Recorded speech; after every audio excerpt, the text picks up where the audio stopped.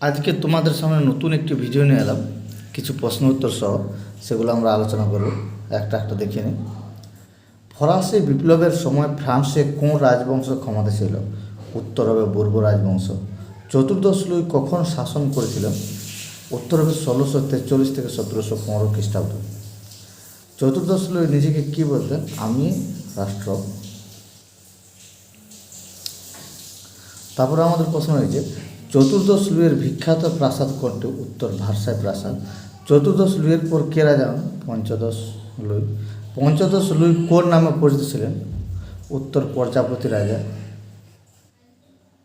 পঞ্চদশ লুই কার প্রভাব প্রভাবিত ছিল? মাদাম দা পম্পাদুরের। পঞ্চদশ লুই কোন যুদ্ধে পরাজিত হন? সপ্তবর্ষব্যাপী যুদ্ধ।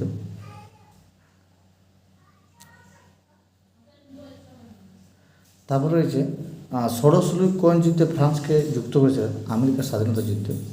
ষোড়শ লুইয়ের রানী কে ছিলেন? মেরি আন্তোয়ানেট। আফটার মি ডিউলি উক্তিটি কে করেছিলেন? পঞ্চদশ লুই।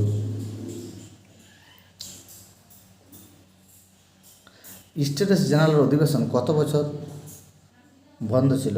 প্রায় 175 বছর।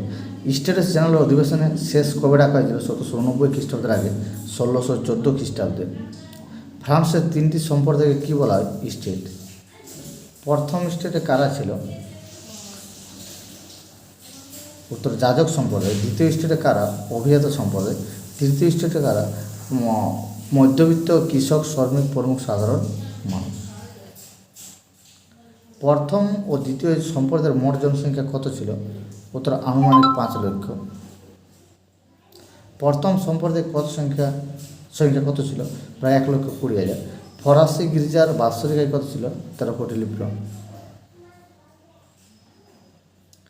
প্রথম সম্প্রদায় কীভাবে দুটি ভাগে বিভক্ত ছিল? উচ্চতর যাজক ও নিম্নতর যাজক। উচ্চতর যাজক কারা? Arch bishop, bishop, Abbott, cardinal. নিম্নতর যাজক কারা? গ্রামীণ পাদ্রীরা। যাজকরা কোন চুক্তির মাধ্যমে রাজাকে স্বেচ্ছাকর দিত?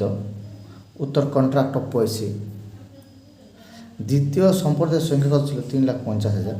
দ্বিতীয় সম্প্রদায় ফ্রান্সে কত ভাগ কৃষিজমি ভোগ করত? উত্তর 1/5। দ্বিতীয় সম্প্রদায়ের প্রধান শ্রেণী কয়টি? দুটি, জন্মসূত্র অভিজাত ও কর্মসূত্র অভিজাত। জন্মসূত্র অভিজাতদের আরেক নাম কি? দরবারি অভিজাত বা নোবিলিটি অফ দ্য সোল। কর্মসূত্রে অভিজাতদের আরেক নাম কি? পোশাকি অভিজাত বা নোবিলিটি অফ দ্য রোব।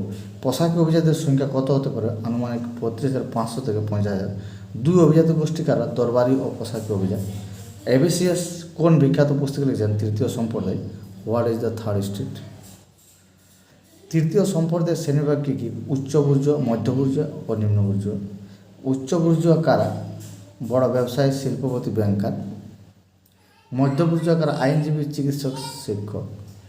তারপরে রয়েছে নিম্ন বুর্জোয়া কারা? দোকানদার, কারিগর, কৃষক, শ্রমিক। তৃতীয় সম্প্রদায়ের সবচেয়ে বড় অংশ কোন শ্রেণীর? কৃষক।